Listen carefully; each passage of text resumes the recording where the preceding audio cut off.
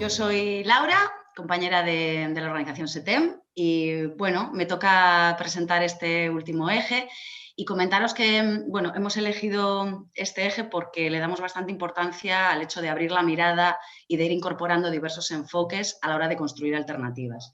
Entonces, por eso lo hemos titulado Los privilegios sobre la mesa, diversidades sexuales y de género, antirracismo y decolonialidad, para un modelo de consumo y una economía social feminista. Y con todo lo que supone, ¿no? También reconocernos privilegiadas, muchas de nosotras, y ponerlo sobre la mesa para poder transformarlo. Entonces, bueno, para inspirarnos en este último eje, vamos a contar con la intervención de Lourdes Orellana, integrante del colectivo Desmontando a la Pili. Lourdes, ¿dónde está mi Lourdes? ¡Ahí está mi Lourdes! Hola, bonita. Vamos a contar también con Angelina Spuac. Ella es integrante de la Asociación AFEDES de Guatemala. A ver, Angelina, haz una señal, Angelina. Ahí viene, ahí viene. Bienvenida, cariño, bienvenida. Y vamos a contar también con Kimi Leticia Rojas, que es integrante del colectivo Migrantes Transgresores, AYU. Ha tenido dificultades técnicas, no sé si hemos conseguido que esté ya o vamos a seguir esperando. Ahí vamos, ¿no? Bueno, la cosa es que lo vamos a conseguir. Entonces, bueno, si os parece, comienzas tú, Lourdes, y continúas, Angelina, y así vamos dando tiempo a que se pueda conectar Kimi, ¿vale? Bueno, que lo disfrutéis a tope. Paso la palabra. Siguen entrando personas, ya estamos 53. Un minuto antes de que acabe vuestro tiempo de intervención, sonaré unas campanitas y ya vais con otras, ¿vale? Venga. Para que cuando lo oigáis, no digáis qué está pasando, ya sepáis lo que es. Y en cuanto llegue Kimi, le sumamos. Muy bien.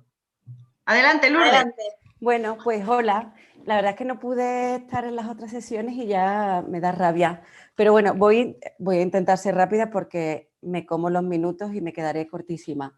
Bueno, gracias, lo primero. Y bueno, desde una perspectiva constructivista y pensando en la relación y el vínculo que hay entre pensamiento y lenguaje, pues lanzar la pregunta de cómo nos atraviesan los patrones culturales a la hora de vivir, pensar, sentir la diversidad sexual.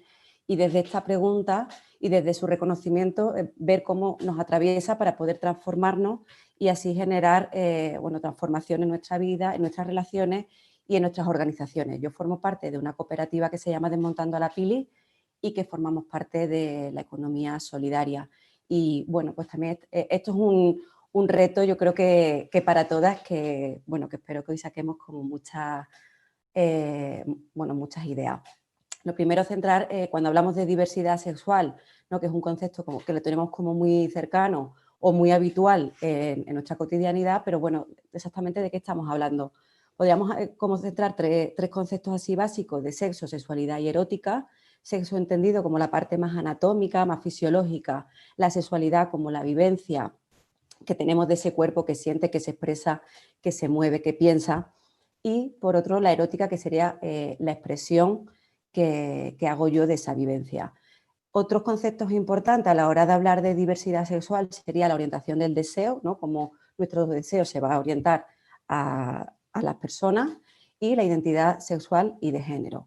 Esos serían como unos conceptos básicos, pero lo más importante para poder entender todo esto es enmarcarlo en unas normas, ¿no? Como exactamente hay un marco normativo que de un modo u otro va a atravesar estos constructos, porque nada es innato simplemente o esencialista, sino que todo está dentro de esos patrones culturales. El sistema sexogénero, que es una organización hegemónica y binarista de construcción social de la sexualidad en todo su campo está basado en una construcción cultural que, que esta norma, que a mí me gusta mirarla como un virus, ¿no? En estos momentos que además estamos pandémicos totales, pues el virus patriarcal, como al final una pandemia, ¿no? Una epidemia global que de un modo u otro usa un huésped que es la humanidad y que nos va a atravesar para esa construcción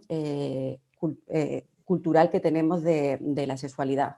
Este virus patriarcal, que tiene una alianza, una simbiosis perfecta con otro virus, ¿no? Que es ese virus capitalista, que, bueno, pues que hace esa alianza perfecta y que también va a influir en la construcción que tenemos de esa sexualidad. Insistir en la idea de que todos estos virus, ¿no? Ambos virus, pues son colonialistas, son racistas, clasistas, edadistas y podríamos seguir en un largo etcétera. El virus patriarcal, si lo visualizamos como ese virus que pueda tener como 3 patas, se basa en 3 normas como muy claras, ¿no? La norma sexista, la heteronorma y el androcentrismo. Por un lado, la norma sexista que nos divide a las personas como en 2 grandes grupos, hombres y mujeres, masculino y femenino, en base a una asignación sexual, en una asignación de unos genitales, y en base a eso se nos va a presuponer un género. Por otro lado, la heteronorma, ¿no? Que nos va a decir como única manera posible de relacionarnos, que es entre ambos grupos, lo que sería la heterosexualidad. Y por otro lado, el androcentrismo, que plantea como sujetos privilegiados a uno de los grupos, ¿no? Que lo pone en la parte de lo visible, en la parte de lo público, que sería lo masculino, el hombre, frente a lo invisible, a lo sostenedor, a lo devaluado, a lo privado, que sería lo femenino, la mujer.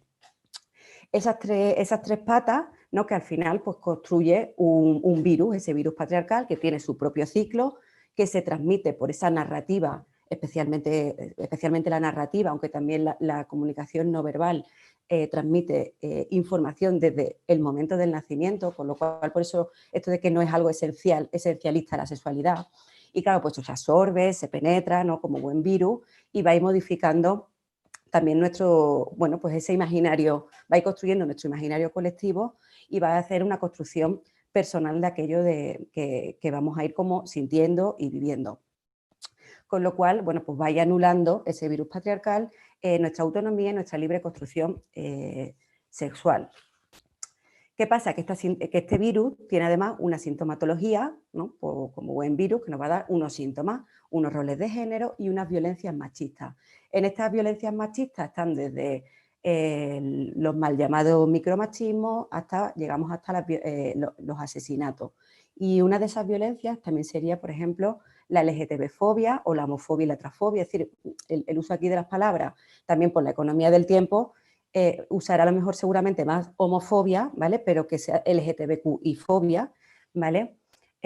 Como parte de esa sintomatología que las personas vamos a tener y que va a tener siempre como buen virus, con unos síntomas, unos efectos en la salud de las personas. Y esto se ve muy bien cómo estamos muy desconectadas de nuestra propia sexualidad y cómo nuestra vivencia de la sexualidad, en cierto modo, está construida, pero que no es nuestra, no es autónoma, sino que está muy colonizada por ese virus. En concreto, dentro de esa violencia, pues la violencia LGTB-fóbica, es decir, dar por hecho de que las personas tenemos un síntoma, que es que somos LGTB-fóbicas, y que esto va a generar un efecto y al final es una lucha constante de autodeterminarnos en nuestra propia sexualidad y en muchos de los casos va a generar sufrimiento y malestar. Con lo cual, uno de los efectos de esa discriminación a la comunidad LGTBQI es que bueno, pues hay una invisibilidad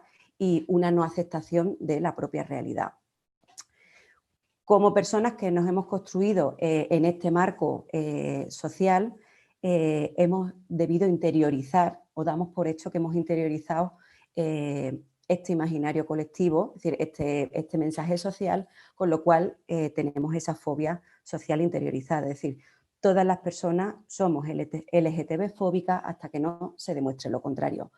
Hay una autora que se llama Marina Castañeda, que es una mexicana que tiene un libro ya de 1990 y tanto, que se llama La experiencia homosexual, y ella empieza su libro, y cito: comencemos con una paradoja. La persona homosexual no siempre es homosexual, la persona heterosexual sí. Es decir, que estamos en una cultura que esa sintomatología que nos ofrece este virus patriarcal es que la heterosexualidad es esencial y es invariable. Si hacemos una mirada desde la economía feminista, desde ese paradigma de los cuidados y vemos el famoso iceberg, en la esfera de lo visible, ¿no? Desde esa mirada de lo productivo y lo reproductivo, si hacemos esa misma comparativa dentro de lo productivo y lo visible y lo valorado, pues metemos ahí que está lo hetero, lo cis y lo masculino. Frente a la parte de lo invisible, de lo reproductivo, de lo devaluado, pues estaría lo homosexual, lo trans y lo femenino. Con lo cual, desde ese paradigma, bueno, pues nos podemos como ir ampliando. Eso pasa lo mismo con la respuesta sexual, pero como no es el tema, lo dejamos apartado y me sigo comiendo los minutos. Partiendo de ese síntoma patriarcal, es decir, que todas las personas somos LGTB-fóbicas hasta que se demuestre lo contrario, significa que tenemos una fobia interiorizada, es decir, que tenemos un imaginario colectivo construido que al final nos va a dar nuestra propia construcción de lo que significa esa diversidad sexual. Efectivamente, la diversidad sexual es que somos mucho más diversos, pero estamos educados en un binarismo que constantemente nos movemos entre esos dos polos. A la hora de plantearnos, para poder también como cuestionarnos y ver esa fobia interiorizada, es plantearnos, ¿no? Pues cómo es esa fobia en el plano de lo cognitivo, es decir, cómo son mis pensamientos, cómo es mi homofobia afectiva o emocional, es decir, qué sentimientos me genera estas realidades y cuáles son mis comportamientos. Por otro lado está también la LGTB-fobia institucional u organizacional, que yo creo que para la gente que nos movemos en entidades, pues está bien, no solamente la parte de las personas que formamos parte, sino de la propia estructura. Con lo cual, bueno, pues ante ese pequeño gran marco, ya, madre mía, ante ese marco, bueno, tenemos un sistema inmunológico fantástico y maravilloso que es el feminismo, pero que tiene que ser un feminismo transfeminista para así poder aportar zona de libre de todo tipo de discriminación, donde realmente si queremos construir organizaciones, relaciones y vidas vivibles y cuidadoras y habitables, pues efectivamente nos tendremos que plantear cómo en cada una de nosotras está ese virus dentro. Yo siempre digo que para ser chachi primero hay que reconocer que no lo somos, que no somos nada de chachi, que tenemos una fobia interiorizada y que si yo os planteo anoche tuve sexo, lo primero que os va a venir es que yo estuve con un hombre blanco, más o menos de mi edad, de mi clase más o menos social, que seguramente me empotró, porque no falla, que tuvimos relaciones coitales seguramente sin condón y ya no, simplemente con anoche tuve sexo. Desde ese imaginario es en el que creo que tenemos que reconocernos, que no se nos pasa por la cabeza que yo estuve con una mujer negra de 80 años, ciega, sino que realmente a mí me viene a la cabeza otro imaginario. O que, por ejemplo, simplemente estuve con mi Satisfyer disfrutando. Pues desde ahí sí que para mí el reto, la oportunidad es preguntarnos cómo nuestras organizaciones pueden ser habitables, reconociendo cuál es nuestra homofobia, nuestra transfobia y entender que al final tenemos unos privilegios y cómo hacer,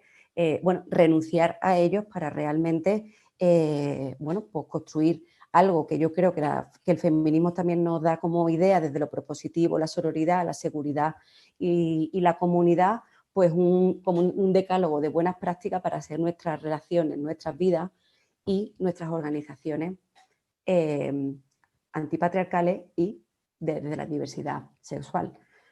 No sé si me queda algún segundo. Muchísimas gracias, Lourdes. Luego vamos a tener tiempo para conversar, va a haber grupos pequeños y luego un grupo grande, así que muchas gracias, Lourdes. A vosotras. Y coge la palabra Angelina, sí. Angelina. ¿Sí me ve? Sí. Ya estoy. Sacar Shibonogel. Nikikotri Nukuy Shomai Koy Vikin Rihon Lokola. Sacar Rechin Kasar Kai Oshika Henuzir Chivech. Hanir Kasamahim Pari Pakatinamit, Rihikiri Kawinak.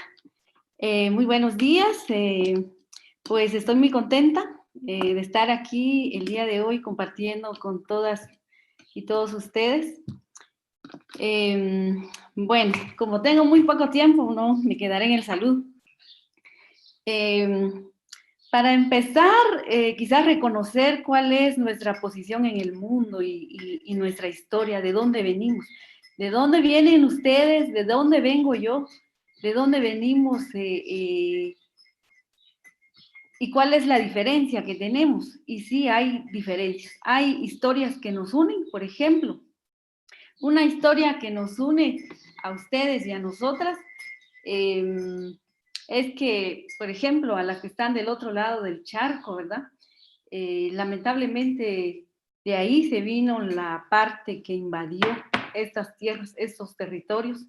Entonces nos une esa historia donde los ancestros suyos vinieron a estos territorios a destruir, a saquear, a violentar y todas las barbaries que ya conocemos. Y el asunto es que, bueno, nos dicen allá afuera, ya olvídense, ya son 500 años, ya supérenlo. El asunto es que las cosas no han cambiado. Algunas cosas se han disfrazado y ahora tienen otro nombre, y supongo que de aquí a 10, 20, 30 años, si las cosas no cambian, lo que va a cambiar es el nombre, pero la práctica va a continuar. Y me parece a mí que ese es el tema que debemos de seguir reflexionando, y este es un espacio interesante para hablarlo, ¿verdad? Puesto que tenemos diferentes historias, los contextos, reconocer cuáles son esos privilegios que nos han generado esa invasión, para empezar, es muy importante para poder dialogar y vernos en horizontalidad. Entonces, privilegios para unos y desgracia para otras y otros es lo que hay, ¿verdad? En este momento, lamentablemente, las cosas, como decía, no han cambiado y se generó a partir de que a los pueblos originarios no nos consideraron humanos desde un inicio, y entonces ni siquiera teníamos esa categoría, ¿verdad?, de mujer y de hombres, sino como bestias, y en lo que fueron pensando si éramos humanos o no, si somos animales, etcétera, etcétera.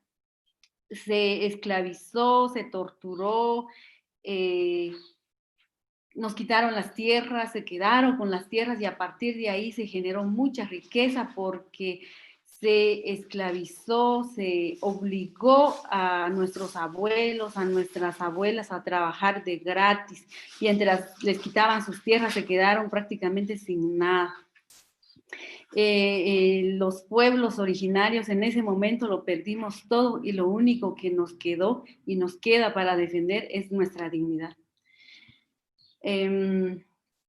Las mujeres, bueno, hay mucho sobre esto, ¿verdad? Pero en el caso de las mujeres que fueron esclavizadas, se las raptó para los hogares, para las casas de los blancos, de las blancas, utilizadas como nodrizas para amamantar a sus hijos. Y lo que hicieron fue extraerlas de su casa, tuvieron que abandonar a sus bebés, muchísimos bebés murieron para alimentar a los otros y crear otras generaciones que siguieron oprimiendo.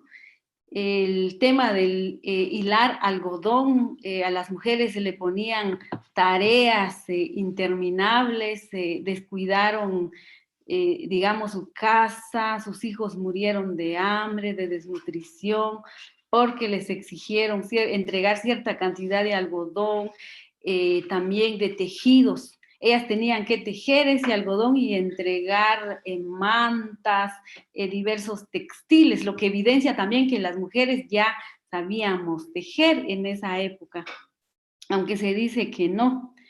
Y pues de sirvientas en las casas, o sea, la verdad es que en ese momento era un privilegio si alguien se quedaba en la casa, pero eso no fue, digamos, la situación de las mujeres que fueron raptadas y llevadas a trabajar a otras casas. Entonces, desde ahí se generan los privilegios, y también se le otorga a las mujeres esa tarea de amamantar, de servir, de ser esclavas sexuales.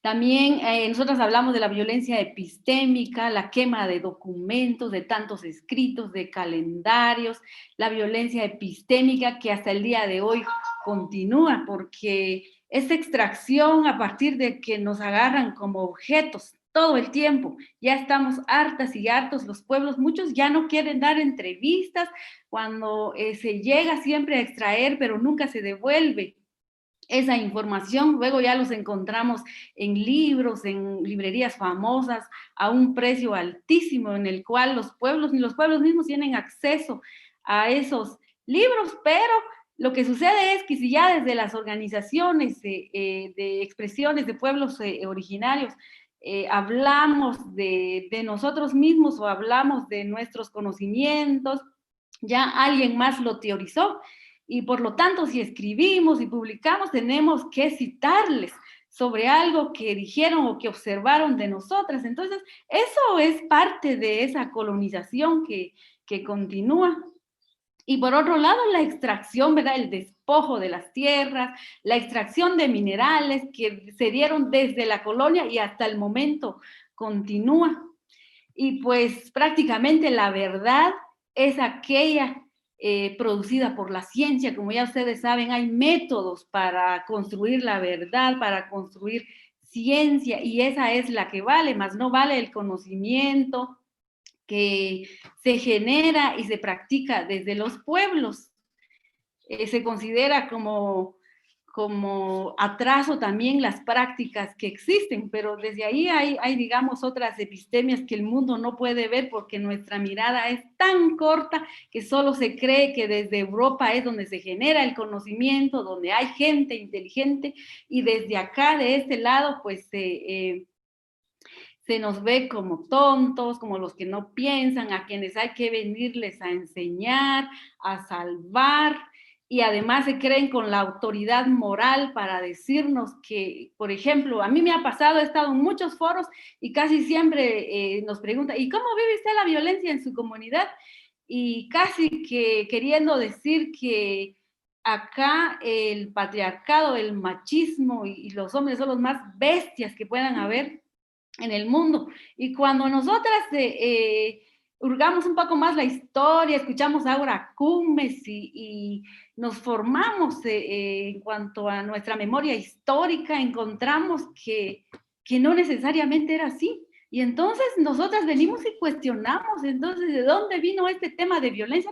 No es que yo diga que no había violencia, que todo era maravilloso, no, tampoco, pero de las evidencias que hay, sí creo que podemos rescatar y podemos a partir de ahí construir un horizonte político, porque nos han venido a decir quiénes somos, inventándose, digamos, desde allá, a decirnos, ¿no? Venir a, disculpen, ¿me escuchan? Sí, sí, te escuchamos muy bien. Sí, me están diciendo que estaba apagado el micrófono, pero no, ya revisé. Entonces, bueno, ¿en qué está? Ya me desconcentré. La cuestión es que continúa hasta el momento. Por ejemplo, acá somos una marca país y que se llama el corazón del mundo maya. ¿Y quiénes son esos mayas? Somos nosotras, pero nos venden como si fuéramos cosas, como si fuéramos mercancías, y el mundo lo aplaude. Se llama al turismo a partir de la publicidad que hacen de nuestras imágenes, que primero no nos han pedido permiso, que no estamos de acuerdo en esa manera de que el Estado lo hace a través de sus políticas.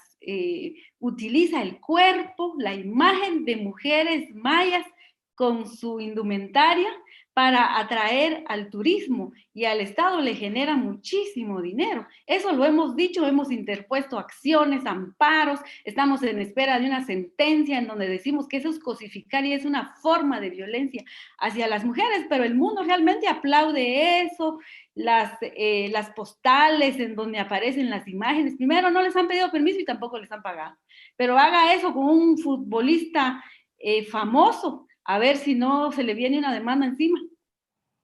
Y por otro lado, también en cuanto a la ropa, ¿verdad? Hay una gran diferencia entre la ropa que producen las empresas grandes, de marcas famosas, y todo el mundo aspira a tener y comprar esa ropa, que además es una ropa como muy universal, y se ha pretendido que también los pueblos abandonemos nuestra ropa, nuestra indumentaria, y utilicemos esa ropa incluso a través de decretos, que ya no hablen su idioma, que se vistan como ladinos o mestizos, les decimos aquí a las personas que no se consideran indígenas. Entonces, Han habido decretos en donde dice que los indígenas ya no son indígenas, que a partir de ahora son ladinos, por lo tanto ya no van a hablar su idioma y además van a vestirse como ladinos. Entonces han habido desde toda la historia diversas formas para exigir, incluso a partir de castigos, para que dejemos de ser lo que somos. Y aún con eso nosotras hemos resistido, seguimos portando nuestra indumentaria, aunque se ha dicho que este fue un regalo español, que fue una imposición española, y nosotras creemos que esa es una capacidad que tenemos y que no la hemos perdido de hacer nuestra propia ropa. Eso también nos da autonomía y no depender de empresas de marca famosas, y además la gente cada día está dependiendo y es tan básica de producir su ropa y también producir sus propios alimentos. Entonces, creer que la empresa o las grandes transnacionales son las que nos traen la solución, el desarrollo, y lo único que nosotras aspiramos es ser empleados, es ser parte de ese sistema capitalista que devora nuestras vidas. Creo que debemos de sentarnos a pensar quiénes somos. Y eso fue un poco lo que nosotras hicimos. Y a partir de aquí yo creo que cada sociedad, cada persona debe de empezar o de pensar desde sus raíces, desde sus propias epistemias, cómo cambiar o para dónde quiere ir, cuál es su horizonte político. Yo no les voy a decir aquí cómo tienen que hacer ustedes para decolonizarse, pero por lo menos desde nosotras sí lo hemos hecho, y lo hemos hecho a partir de que hay enunciados desde el Popol Vuh, desde nuestro idioma encontramos mucha riqueza que nos podrían ayudar a forjarnos como mejores seres humanos, no como en lo que nos han convertido, porque prácticamente nacimos, crecimos en un sistema colonial, capitalista, patriarcal, machista, y los pueblos originarios no nos hemos escapado de eso. 500 años finalmente han logrado destruir gran parte de lo que somos y de la naturaleza también. Somos seres, como nos consideramos, autónomos, que estamos muy aislados, pero que nos consideramos autosuficientes y no vemos nuestra relación en relación de codependencia con el universo, con la naturaleza, con el agua, con la tierra, y prácticamente hemos venido construyendo nuestra propia destrucción. Entonces, el tema de vernos en horizontalidad es un tema muy importante que no solo se debe dar entre los humanos, entre hombres y mujeres, entre las mujeres, entre las organizaciones o entre las mujeres de Europa y mujeres del Abya Yala.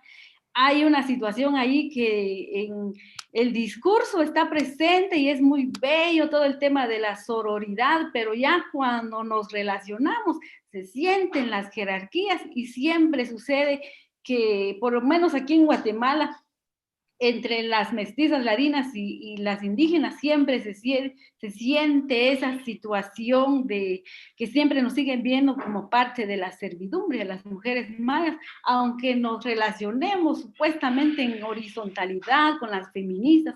Nos ha pasado muchísimo. Y entonces... Muchas gracias, Angelina. Habíamos marcado el tiempo, no sé si llegaste a escuchar la campana. Vale, nunca me alcanza el tiempo, pero bueno, luego ya tendremos para las... Sí, claro, luego va a haber bien de tiempo para conversar. Gracias. Sonó hace rato, pensaba que la escuchaste. Bueno, no, estaba tan emocionada hablando. Ya lo siento. Gracias, ahí estamos. Bueno, la tercera ponente está que llega, que no llega, que llega, que no llega. Entonces... Estoy aquí, ¿me escuchan? ¡Qué bien! ¡Llegó! Perdón. Perfecto. Ay, qué bueno. Pues todo tiene... Adelante. Y antes de que entrara, también decir que como no sabíamos si estaba aquí o no, también permitimos que nos siguiera contando, ¿no? Así que va. también no cortamos antes a... Angélica, sí.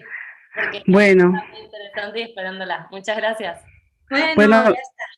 mil disculpas, no me imaginé que esto iba a generar un conflicto, pero bueno, ya estoy aquí por fin. Bueno, yo soy Leticia Rojas del colectivo Ayukimi.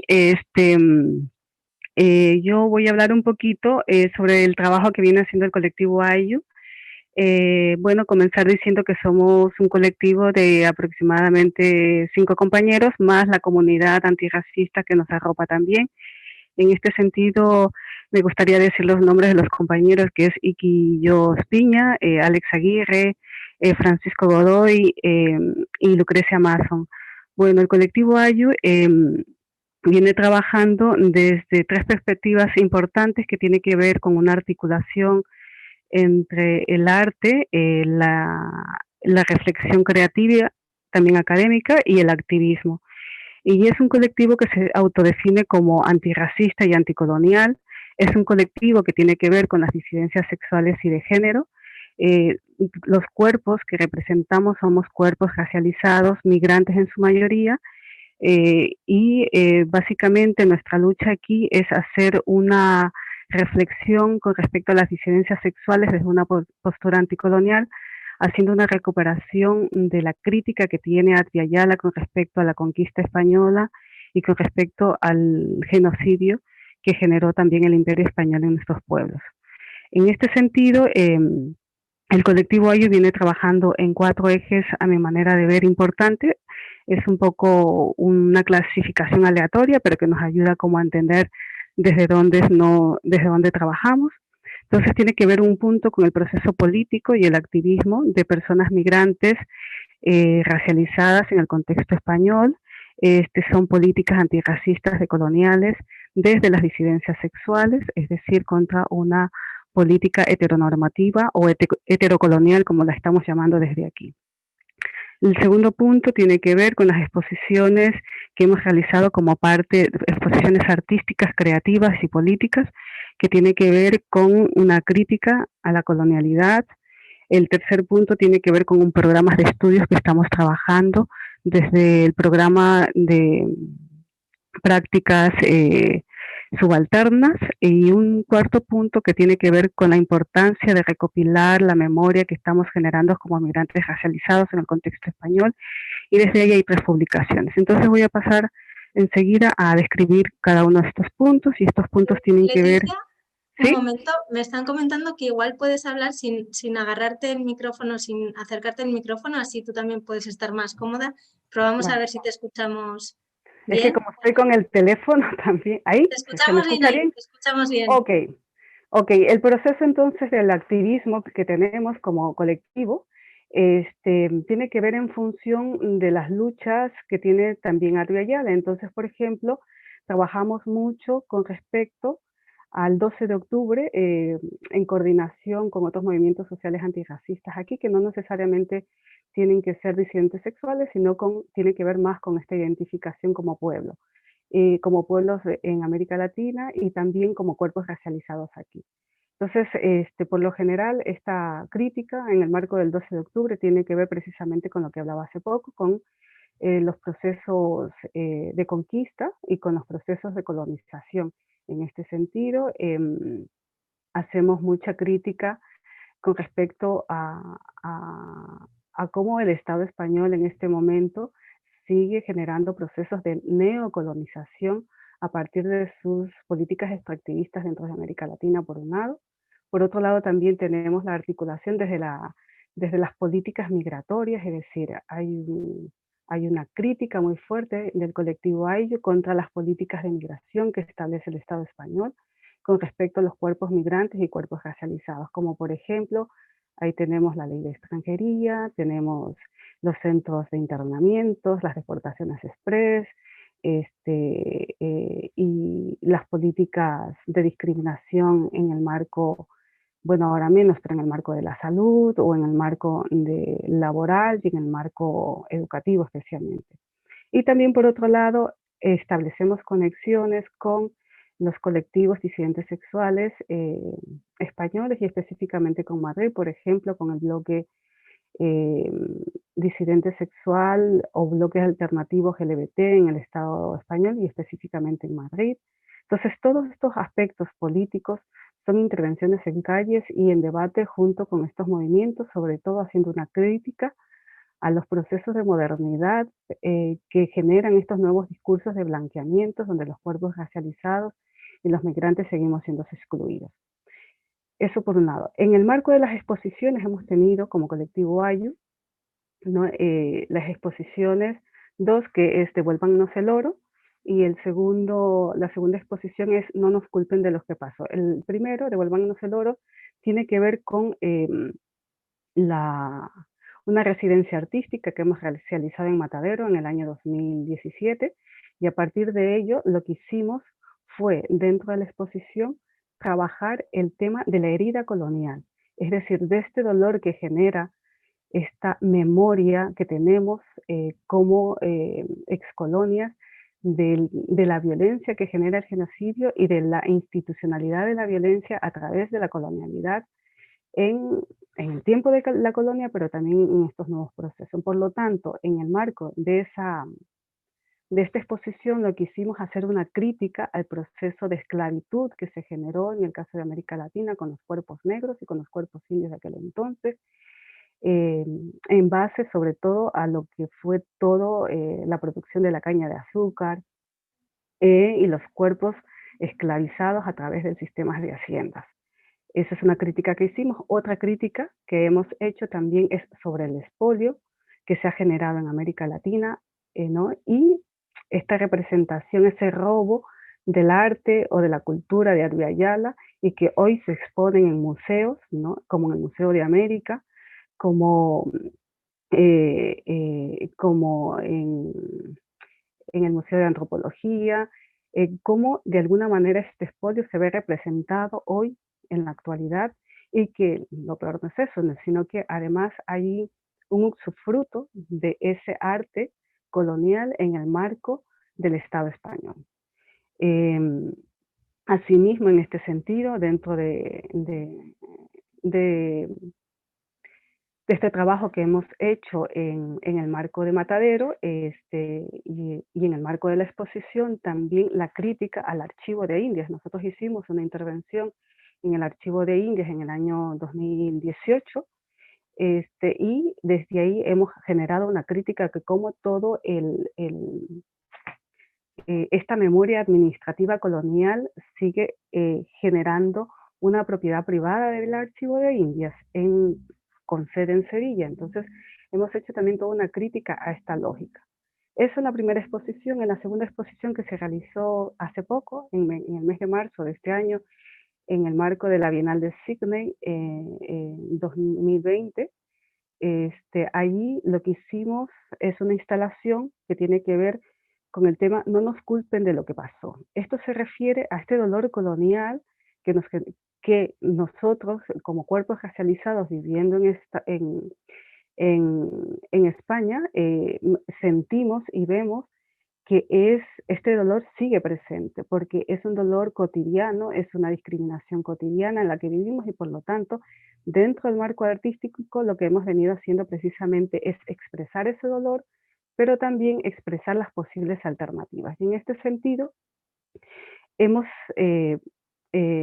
intentado revisar las crónicas de Indias para hablar sobre la manera de cómo los cuerpos disidentes sexuales racializados fueron devorados por los perros, el perro como un instrumento de guerra por parte de la colonialidad española en el marco de la conquista. Entonces, en este sentido, yo no sé si recuerdan, hay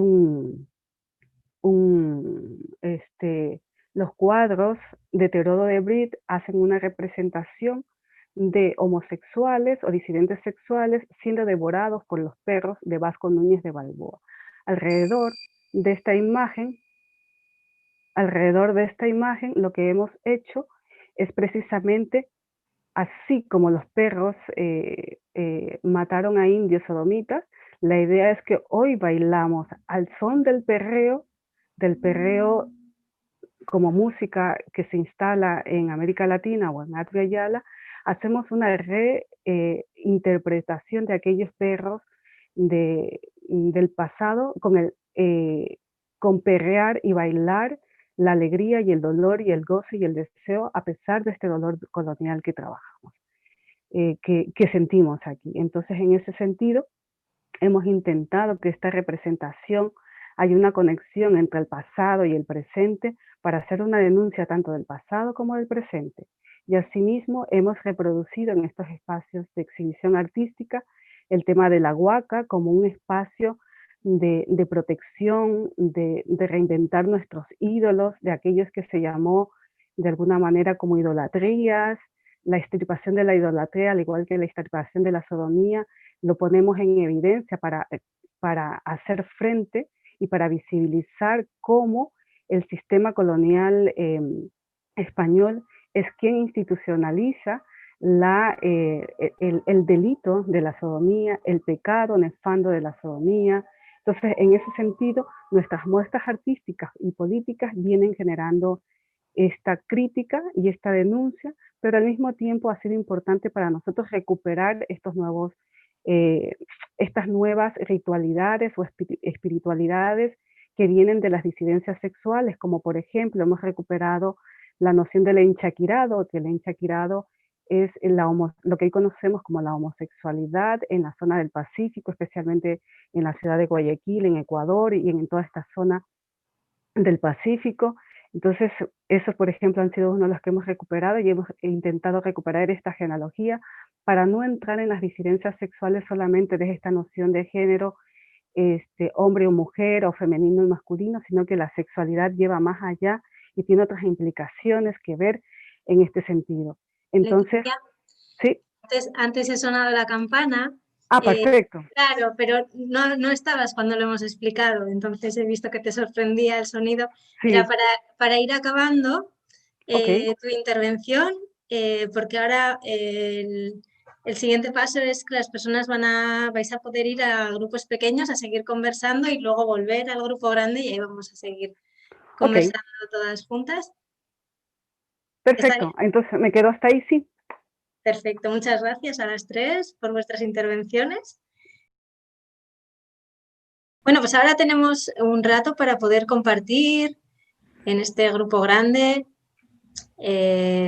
algo que tengamos muchas ganas de traer, de lo compartido en los grupos pequeños, y también si alguien tiene alguna pregunta directamente para alguna de las ponentes, pues también puede activarse el micro y adelante. Yo decir ya de primeras que este congreso me parece increíble. Estuve creo que apenas 1 hora o 2 horas y estoy alucinando, desencajando mis ideas, volviendo a encajar otras nuevas y me encanta. La palabra congreso que vosotros definisteis está yendo a la práctica y está evolucionando la gente, uniéndolas, movimiento, agitación, eso, que me encanta. Ya es lo primero que quiero decir. Muchas gracias, Daniel. A vosotras. ¿Alguien más?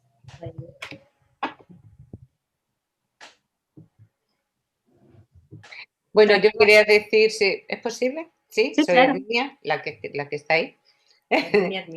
Yo soy Herminia. Bueno, nada, que se ha hecho, o hemos puesto el objetivo en la educación, ¿no?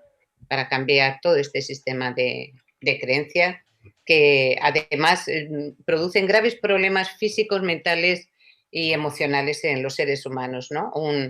Llevar a una debacle a las personas por el sexo cuando sabemos que es la fuerza más importante de todo el universo, ¿eh? Y se ha demonizado desde hace siglos y se sigue haciendo, encapsulando lo que está bien, regulero y mal del todo. Eso hay que cambiarlo. Si eso no se cambia, ese subconsciente va a estar ahí siempre dando por saco y va a permitir que esta gente siga haciendo lo que le da la gana, que es, ¿qué es? Manipular y esclavizar al ser humano. Ya está, y que las mujeres sigan como siempre, esclavizadas. Total, ¿para qué van a cambiarse si les va bien? Que sigan por ahí, que tengan sus debates, sus cosas, pero la educación que no la toque nadie, ¿eh?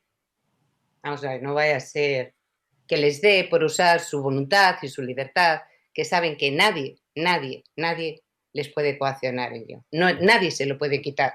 Pero claro, lo tiene que saber. La gente no sabe que tiene su voluntad y su libertad. ¿Qué va a hacer? Lo que le digan. Ya está. Muchas gracias. ¿Alguien más por ahí Sí, quiera saber? yo le preguntaría a Angelina, porque en nuestro grupo, bueno, hemos destacado algo que comentó ella, lo de vernos en horizontalidad, pero también algunas compañeras preguntaban ¿y cómo se consigue eso? Porque una cosa es tenerlo, lo piensas, pero cómo se lleva eso a la práctica, ¿no? Y entonces no sé si ella quiere comentar algo sobre este tema. Angelina.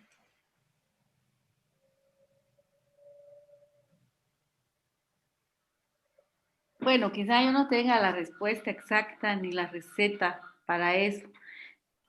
Lo cierto es que el tema de la horizontalidad es un tema que no solo nos compete a los seres humanos, a las personas, a mujeres y hombres.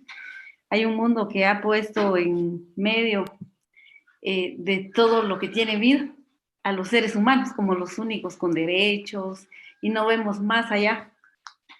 Primero es la relación, digamos, que hay entre nosotros, entre hombres y mujeres, entre mujeres. Yo lo que hablaba era, digamos, de esa relación y de subordinación que existe a la hora de tratarnos. O sea, somos seres intuitivas, también sentimos las energías cuando alguien es sincera, cuando no. O sea, eso de la utilización de sentir. Nosotros hablamos siempre y desde los pueblos originarios, o por lo menos desde el pueblo maya, como hemos dicho siempre, primero sentimos y después pensamos. Y a esa parte sí que le damos muchísima importancia. Y cuando hemos estado en foros, en los pasillos, a la hora del café, sí hemos sentido esa subordinación y yo pues me permito decir acá ya que me dan la palabra de eso que se ha sentido incluso, porque también me lo han dicho. Cuando empezamos nosotras con esto, yo empecé como a formarme y a ser parte de la organización y a hablar, nos reunimos con varias feministas de acá de Zacatepeques. Y ese fue mi primer encuentro con las feministas y fue terrible. O sea, para ocupar puestos en el departamento decían que eran las únicas con derecho porque son como las históricas. Y nosotras éramos como más mujeristas y como no habíamos estado en procesos, según ella, de formación para entender el feminismo y todo eso, entonces ellas tenían la palabra, querían siempre la palabra y hablar, nunca nos dejaban hablar. Entonces yo hablo de esa subordinación que cuando hablan que de la equidad, que la solidaridad, la sororidad, pero en la práctica no. Entonces eso no es... el discurso habla de horizontalidad porque ellas todo el tiempo hablaron de horizontalidad, pero a la hora de tratarnos, a la hora de nombrar a representantes de organizaciones de mujeres para participar ante el Consejo Departamental de Zacatepeques, nosotras las feministas porque tenemos más tiempo, porque casi que porque somos más inteligentes, ¿no? Porque conocemos más la historia, porque hemos estudiado y claro, los privilegios. Casi que porque como he tenido los privilegios y sé más que tú, entonces yo soy la que tengo el derecho para hablar por vosotras, ¿verdad? Como dijeran en Europa. Entonces, y luego cuando pasó el tiempo, pues yo seguí formándome, seguí participando y llegué a un puesto de funcionaria en donde fui propuesta por organizaciones de mujeres a nivel nacional. Entonces me nombraron en el mecanismo de la mujer, que era la CEPREM, que es la CEPREM en Guatemala. Y entonces ya volví, hicimos reuniones con ellas, con otras expresiones de mujeres organizadas, y entonces dijeron que sentían ellas que yo era un producto de las luchas de ellas, porque gracias a ellas que yo participé en procesos de formación, y yo la verdad fui a un taller en donde dicen, yo estoy contenta de ver a Angelina ahí porque prácticamente ella es un producto del feminismo y de nuestras luchas históricas.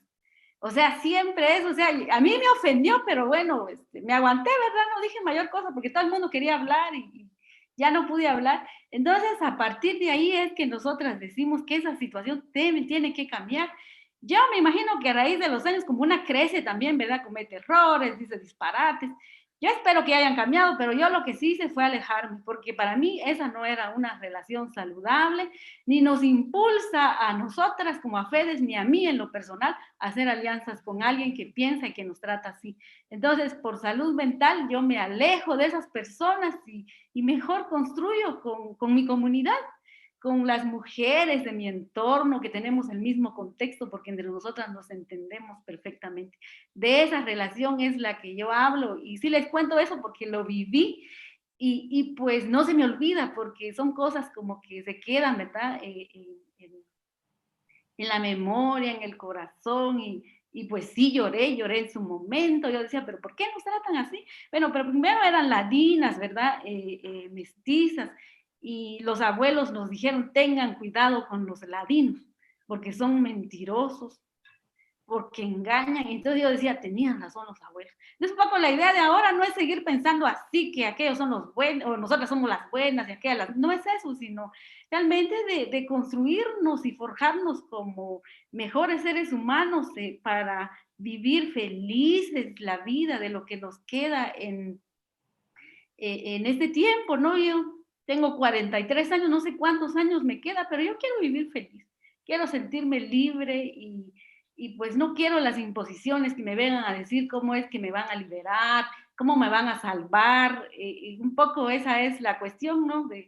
Que se da entre la relación entre ladinos e indígenas aquí en Guatemala, y sí que nos ha fracturado muchísimo, y por lo tanto también nos entra la duda de cuando nos plantean cosas hermosas. También yo me pregunto, ¿y cómo se come eso? O sea, ¿cómo se operativiza ya en la práctica? También me pregunto eso.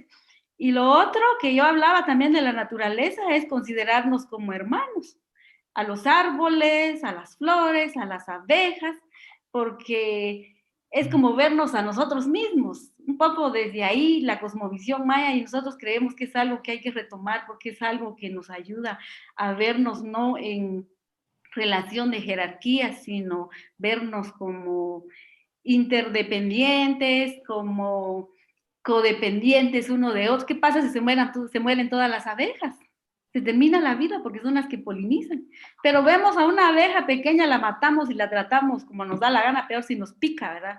Y ahí estamos ahuyentando a las abejas y cortamos las flores y no pensamos en lo que deben consumir las abejas en nuestros terrenos, en nuestros jardines, utilizamos químicos y con ellos se van las abejas. O sea, aspectos como esos creo yo que es de situar nuestra condición humana en la naturaleza es importante para ir cuestionando y viendo todo el tema de las jerarquías, en donde el ser humano no es lo más importante, ni que el universo gira alrededor del ser humano. Si nos morimos nosotros, las abejas ya no tendrán quien les eche los químicos. La vida va a restablecerse. Los árboles, los ríos, ya no habrá quien los contamine. Los monocultivos. Se va a generar otro tipo de vida que no es la que tenemos ahorita, porque el ser humano es quien ha destruido. Entonces, de esas jerarquías es la que yo hablo, que creemos que somos los únicos y que somos los más importantes en este mundo, sobre todo y por todas las cosas. Pues, por ahí lo dejaré. Muchas gracias, Angelina. Nos quedan unos 10 minutos para conversar. Quien quiera tomar la palabra, os invitamos a que podamos tener una conversación en este rato que nos queda.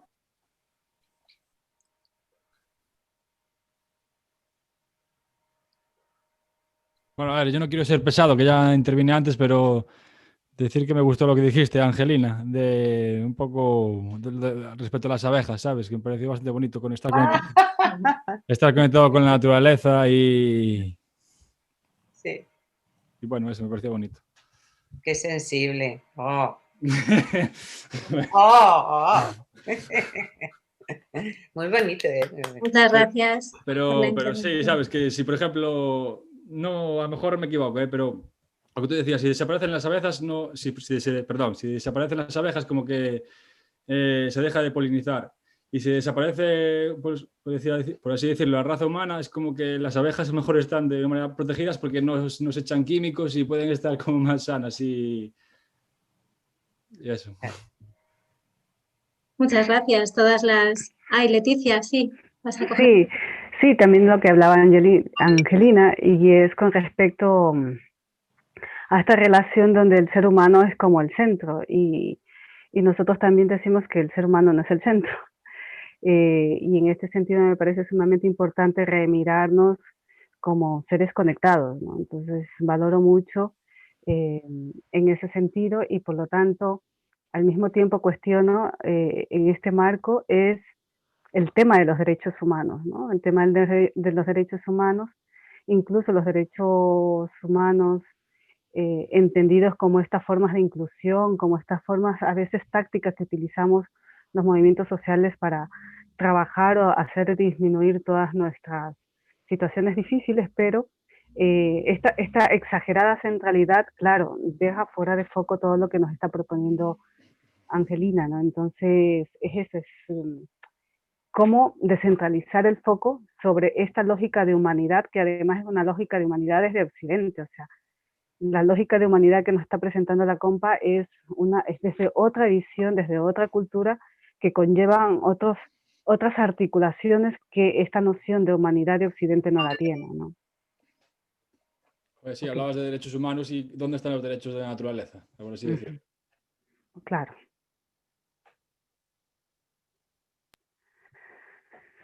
Adelante, ábranse los micros.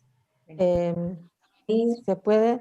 Me gustaría, a no ser que haya otra pregunta, si Leticia pudiera profundizar un poquito antes lo empezó a decir, ¿no? El tema de en los pueblos originarios, pues las resistencias a esta dicotomía de género, otro tipo de identidades de género, otro tipo de orientaciones, el deseo y bueno, que igual ahora se están intentando, bueno, no sé si rescatar o visibilizar o bueno, recuperar, y no sé si a mí me interesa que si no hay otra opción, pues... Sí, puedo. Mira, lo que hemos intentado es precisamente a partir del robo colonial que planteamos y de la herida colonial, toda nuestra lógica es recuperación. Entonces la recuperación en términos de la sexualidad, estamos trabajando sexualidades ancestrales. Y en el marco de estas sexualidades ancestrales estamos haciendo todo un proceso de investigación que nos permite recuperar esas simbologías y esas deidades o personas disidentes sexuales de la época y asumir o sea, con eso primero quitarnos la idea de que la violencia en nuestros países, tanto de la población mestiza como del pueblo indígena o afro, que no es una cuestión de una identidad moderna entendida como mestizaje, sino que es de un proceso colonial. Y ahí hay que hacer, a nuestro modo de ver, algunas diferencias, porque los pueblos indios tenían procesos de ritualidad homosexual dentro de sus comunidades, no de todas las comunidades, pero las tenían, había ritualidad al respecto. Entonces nosotros como disidentes sexuales actuales recuperamos esto para no caer en las dicotomías que nos ofrece Occidente como identidades sexuales y de género. Entonces es una recuperación en este sentido. Entonces ahí están los enchaquirados, está la deidad, por ejemplo, del Chuki Chinchay del Perú, de las mujeres, no mujeres de alguna manera, porque desde las disidencias sexuales, no desde las disidencias, desde el mundo de Adviala, con la llegada de los españoles, todo se calificó entre hombres y mujeres como colonialidad, pero para los sujetos racializados no éramos ni hombres ni mujeres, lo que dice Lugones en su trabajo, ¿no? Es decir, éramos hembras y varones, y en este sentido se nos asignó a los cuerpos racializados un determinado tipo de animalidad, o semi-animalidad o subhumano. Entonces, desde este punto de vista, nosotros articulamos esta recuperación haciendo estas dos lecturas, por un lado, para que nuestros cuerpos visibilicen esta violencia histórica, por otro lado, también decir una concientización para nosotros mismos y una recuperación de aquello indio que se nos ha sido robado a nosotros como... A mí el tema del mestizaje es una cuestión espantosa porque es una ideología, pero al mismo tiempo poderse enunciar desde otras perspectivas tomando también ciertas enunciaciones políticas de otro tipo, donde pueda yo recuperar ese mundo indio que se me fue robado en su momento. No vengo de una cultura india y en ese sentido puede haber a veces un poco de fricción con las compañeras indígenas o compañeros indígenas que vienen propiamente de los territorios, desde una cultura dada. No obstante, desde este punto, como diáspora dentro de Madrid, dentro de la colonia, si bien nosotros no tenemos una cultura india, desde esta posición territorial somos identificados como indios para los españoles, desde una perspectiva de aborrecimiento. Entonces, eso que han pasado las compañeras o nuestros compañeros desde nuestros pueblos originarios, tanto por los mestizos como por los blancos mestizos, nosotros como mestizos también nos vivimos aquí. No estoy haciendo una cuestión del mestizaje como una posibilidad alternativa, no, porque es una ideología que no nos parece. Y también es una posición muy difícil de defender, ¿vale? Entonces, no sé si te he respondido algo, no me quiero extender más para que pueda participar otras personas. Muchas gracias, Leticia. Pues nos gustaría invitar a las personas que no han intervenido hasta ahora, si hay alguien que tiene ganas de compartir algo, pues nos quedan unos minutos. Yo. Adelante, Amalia. Lo que Angelina plantea acerca de esa experiencia que la llevó a replegarse en su comunidad, me deja un poco preocupada. Hace bastante rato, por lo menos en los encuentros feministas latinoamericanos y del Caribe, que ya van en este momento ya 14 o 13, algo así. La reflexión acerca de la interseccionalidad estaba localizada, o sea, de una manera crítica y autocrítica. Este feminismo, o por lo menos aquí el que más o menos conozco, el latinoamericano, está planteándose eso hace rato y deber identificar esas jerarquías internas que ha habido en el feminismo. Y yo creo que mal se haría donde la respuesta a eso, que han sido errores, que han sido equivocaciones, que ha sido incluso a veces, incluso hasta no conscientes, que es lo peor, lo que se haga es separarse, o sea, como distanciarse de, y no procurar de que haya un diálogo y una crítica interna para poder de verdad salir y poder superar ese tipo de cosas. Me parece que lo otro sería como un asunto de lo endógeno, que es importante para unas cosas, pero a mí me parece que esa apertura y ese diálogo intercultural es importante.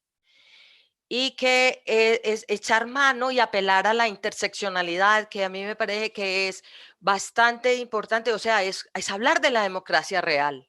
O sea, es de verdad de preguntarnos por eso, por esas prácticas del diario, de la cotidianidad.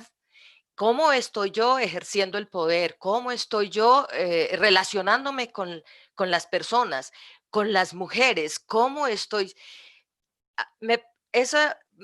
Gustándome inmensamente todo lo que Angelina ha planteado en el día de hoy. Me parece que esa parte de que yo me repliego a mi comunidad y prefiero, porque yo quiero ser feliz, que lo respeto muchísimo y eso a veces hay que hacerlo. Me parece que hay que no renunciar a que esos cambios se pueden operar dentro de las corrientes feministas. Entonces. Muchas gracias, Amalia.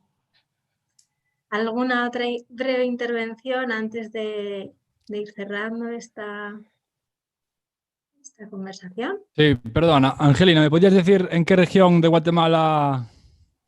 Bueno, no sé. Perdón. ¿Se me escucha? Sí. Sí. Nada, quería preguntar a Angelina, ¿en qué región de Guatemala como que te sitúas, por así decirlo, para saber? Estamos cerca de la capital, en la parte central, de región central, Zacatepeques, quizá todos conozcan la antigua Guatemala. Zacatepeque.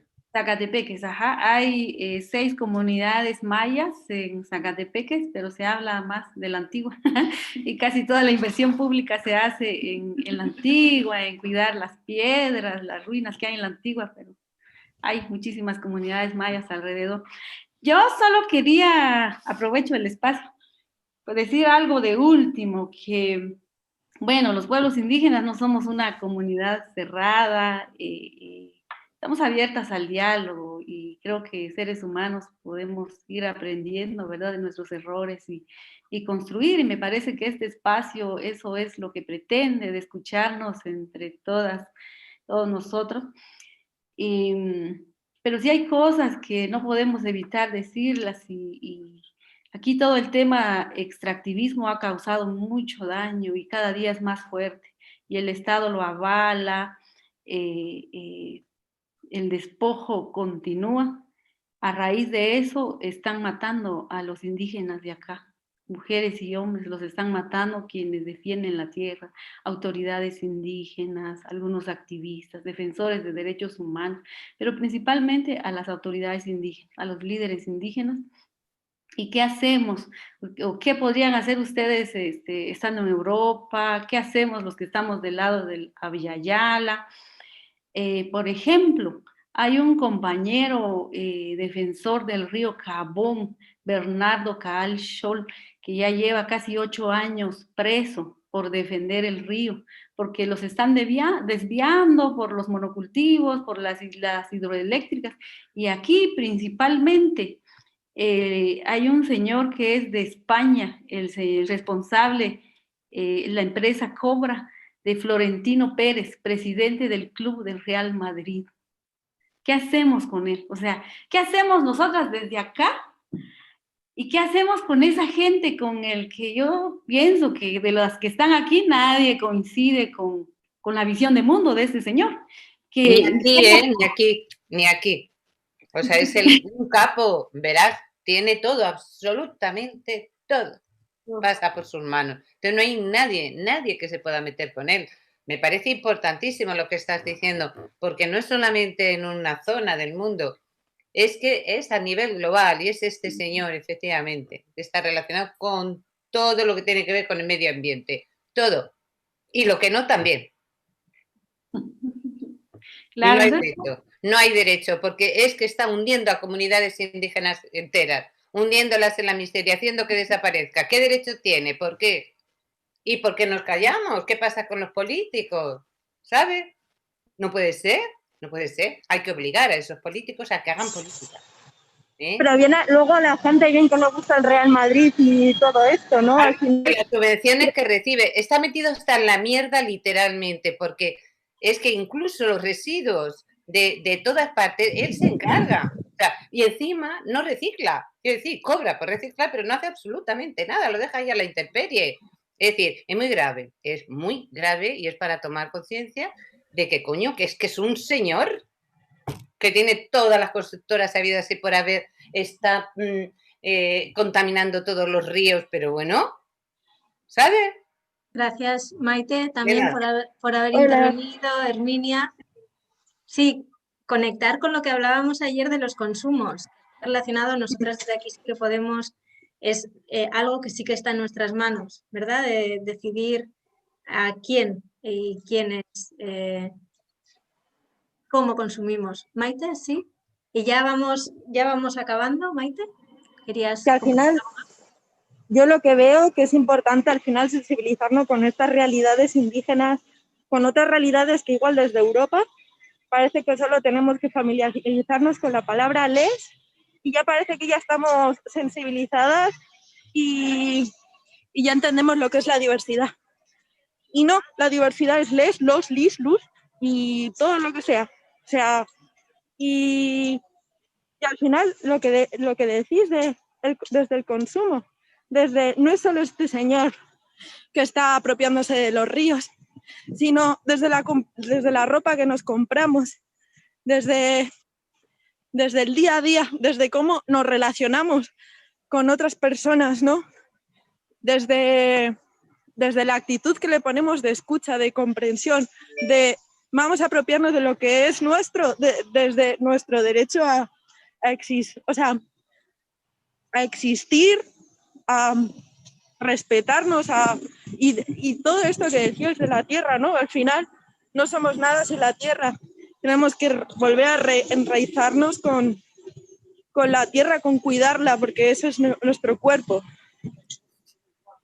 Muchas gracias, Maite. Hola, yo quería opinar así brevemente. Eso es, Montserrat, eso es. Gracias. Es que sí, es súper importante todo este tema de denunciar y de hacer toda esa lucha, porque lo que decía Maite, o sea, acá en El Salvador casi que no tenemos recursos naturales, casi ya no tenemos, y luego aquí todas las políticas neoliberales se implementaron tal cual lo dijo el Banco Mundial y el Fondo Monetario. Pero, por ejemplo, acá el expolio es a través de las trabajadoras del textil.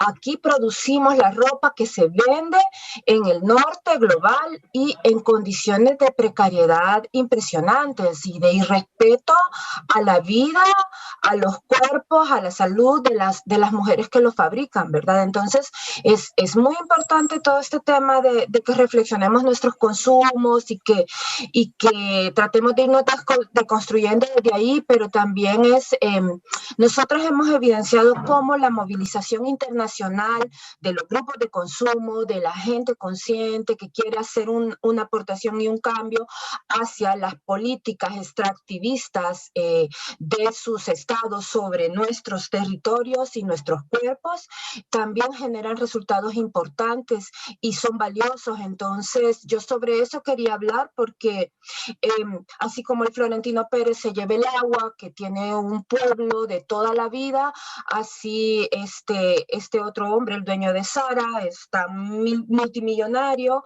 y construyendo un imperio a partir del expolio de las trabajadoras del textil, ¿verdad? Entonces son todas esas políticas neocolonialistas, pues, y que se implantan en nuestros territorios, que se siguen impulsando y llevándose por delante recursos, cuerpos, sueño, vida de poblaciones bastante grandes de nuestros territorios y sobre todo feminizadas, ¿verdad? Poblaciones de mujeres. Eso quería decir. Muchas gracias, Montserrat. Muchas gracias, y vemos que nos ponemos, ¿no? Como que este tema ya está más vivo, que acá queremos seguir hablando todas, ¿no? Muchas gracias. El único problema que tenemos es el tiempo, que necesitamos acá ir cerrando, ¿sí?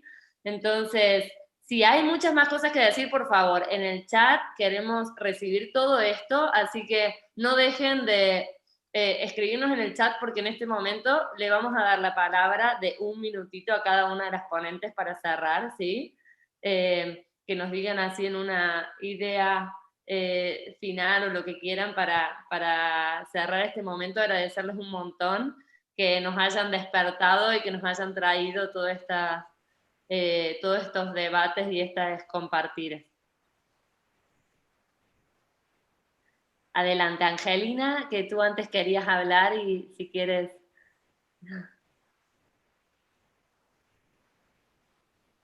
Bueno, en 1 minuto. Sí, perdón. Pero es que creo que hay tanto que decir y bueno, creo que este es un espacio muy rico en donde habemos una diversidad de hombres y mujeres hablando de cómo podemos cambiar alguna situación que nos ha venido a partir de las opresiones que hay.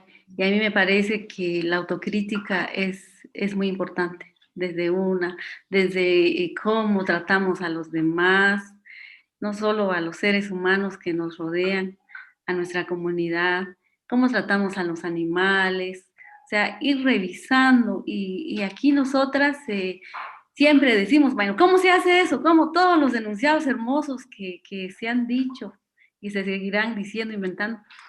Es importante ver de qué manera se operativizan.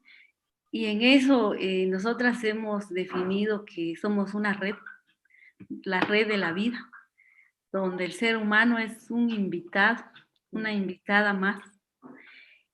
Y lo importante de ubicar la vida en el centro de todo.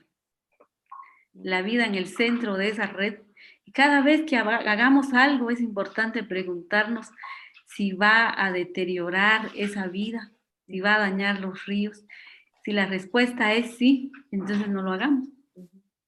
Irnos preguntando. Me parece a mí que eso es fundamental y no es muy complicado. A partir de nuestra cotidianidad, desde lo que tenemos, desde lo que podemos ir fracturando este sistema patriarcal, colonial, desde nuestras pequeñas acciones, desde el huerto.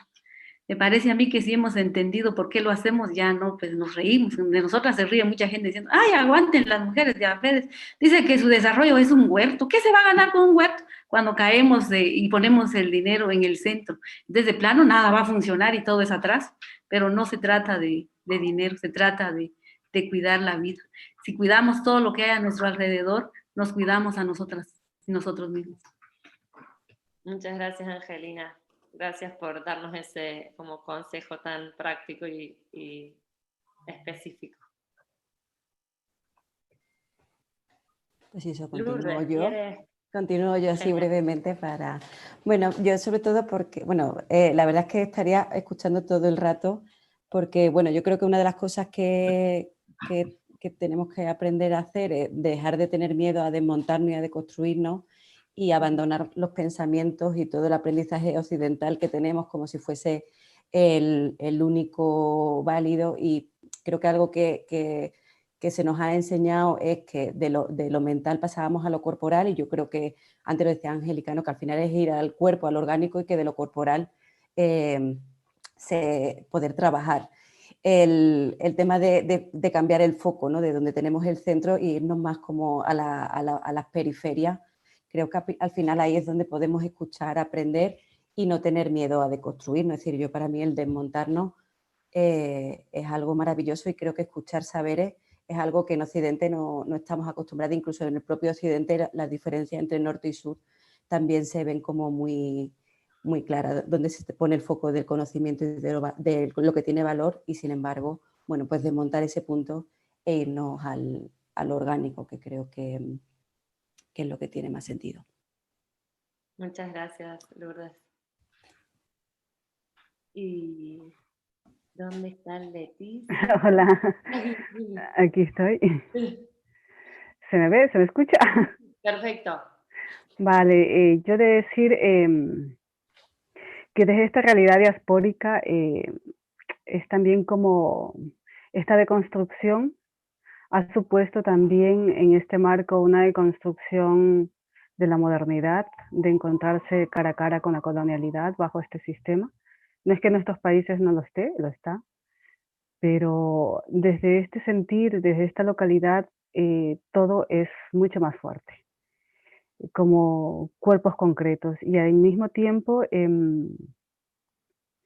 pensar el feminismo también desde otro punto de vista, porque yo me vengo desestructurando precisamente con las políticas feministas que se han venido dando hasta ahora, en tanto de que es una propuesta occidental sobre un sujeto mujer que deja por fuera muchas otras cosas, y desde allí yo creo que habría que seguirse repreguntando y también considerar que dentro de estas diferencias entre las cuales hemos sido excluidas, de estas diferencias excluyentes, la heterosexualidad como proyecto colonial sigue estando allí. Es decir, nosotros como cuerpos disidentes sexuales, no como una cuestión de la agenda principal, no pasa por allí, sino más bien cómo la heterosexualidad nos encandalía y se genera como un proceso y un proyecto global. Entonces, repensarnos desde ahí y repensar una vez más, decir, y con esto termino, que la heterosexualidad es un proyecto moderno colonial. Eso. Muchas gracias. Un fuerte aplauso para